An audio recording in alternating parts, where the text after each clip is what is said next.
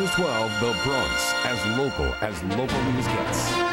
Reality shows continue to be ratings monsters, and each new one strives to push the limits. One Bronxite met his match when he was abandoned in the wilderness of Alaska, but he lives to talk about it. News 12 Shannon Lanier joins us with this survivor story.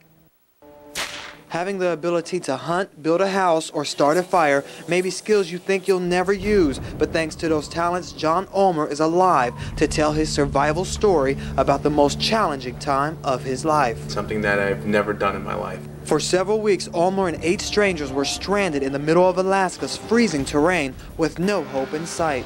It was 6 weeks of freezing, starving, being sleep deprived, and hopeless, basically. And believe it or not, Ulmer actually volunteered for that torture. He's part of the 9-member cast in Discovery Channel's reality show Out of the Wild, the Alaska Experiment. The goal? Try to make your way back to civilization with nothing except the clothes and the gear on your back to do it. Being in Alaska, it's as extreme as it gets. You know, it's freezing, it's cold all the time, you're constantly wet, it's constantly raining.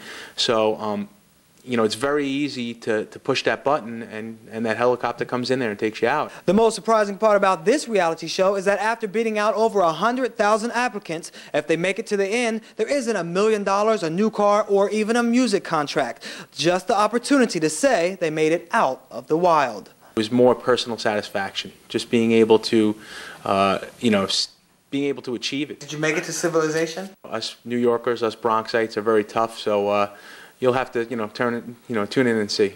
Ulmer's 8-week mental, physical, and emotional saga, Out of the Wild, the Alaska Experiment, premieres on the Discovery Channel this Tuesday night at 10. From City Island, Shannon Lanier, News 12 The Bronx.